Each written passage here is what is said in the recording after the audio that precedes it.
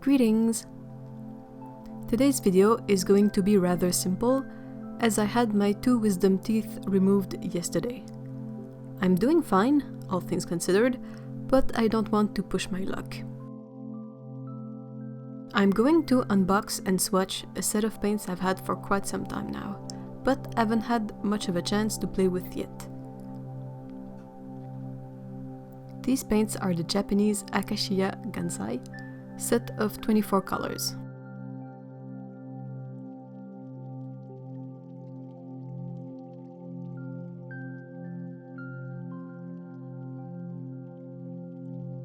I had first noticed these on jet pens, but found a more wallet-friendly deal on Canadian Amazon.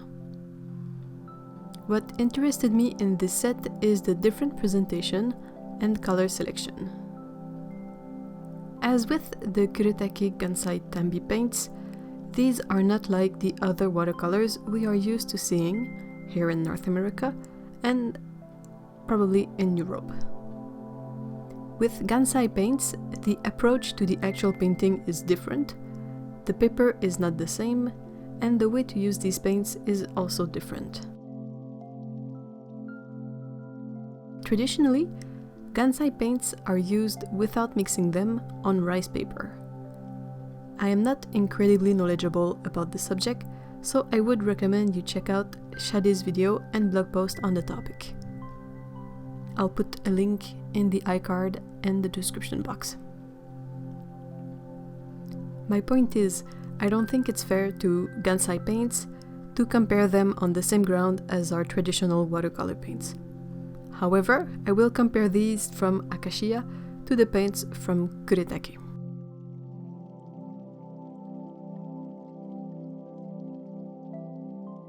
Looking at the sets themselves, the very first difference noticeable is the shape of the pans. Kuretake's are rectangular, while Akashiya's are square. Both brands are thoughtful enough to label the pans with the color number, which can then be referenced from the chart on the box's cover. That chart is in Japanese, but it's fairly easy to find the color infos online. JetPen's product page for the Akashiya lists the number, the name in Japanese, and translated. It also mentions that these paints are made with safe materials, so they don't contain lead, chromium, mercury, etc.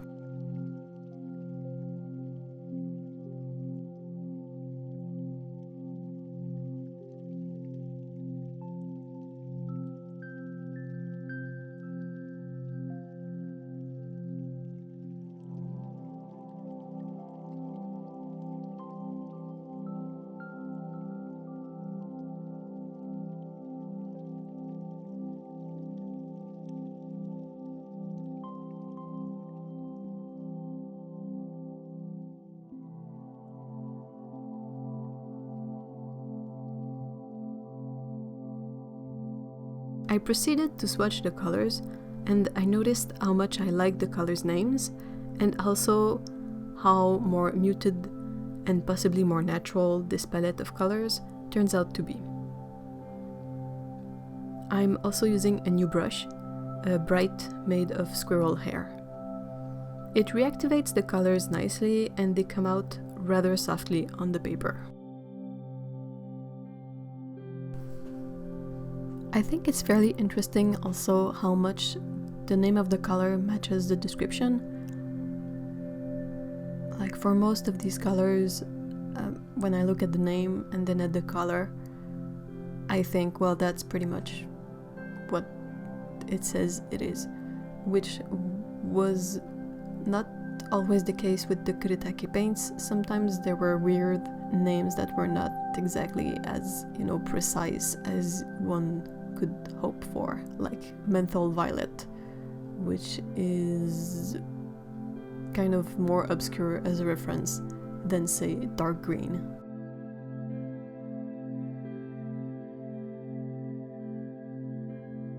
I couldn't find any actual information relating to the pigment composition of these paints. so I can't say if their ultramarine has actually ultramarine pigment in it, or if it's just because the color looks like ultramarine. So far I've had very little luck in finding pigment info for Gansai paints.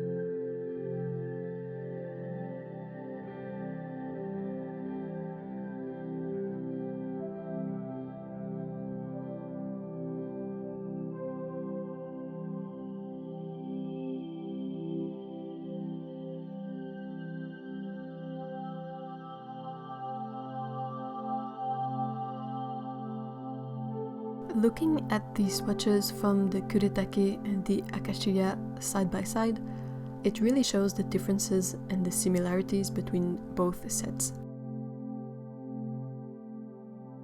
Of course, the Kuretake set has 12 more colors, but some colors are fairly similar between both sets. It's not very hard to use one or the other, they are very similar on many points.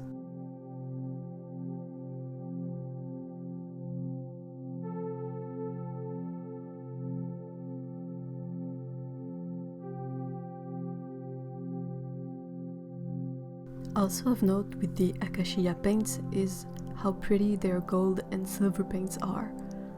The silver is a lot less like pearlescent mica like the Kuretake set is, it's much more of a metallic silver.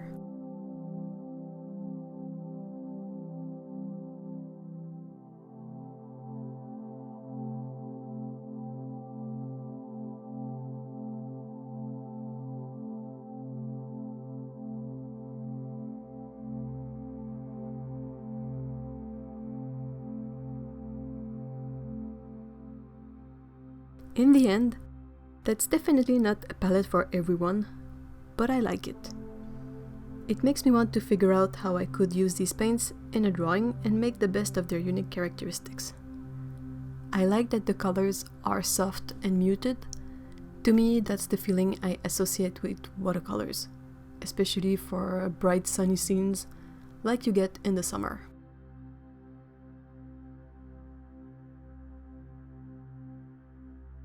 So what do you think of the color selection? Is this a set that you could see yourself using? Let me know what you think. Have a great day. Bye bye.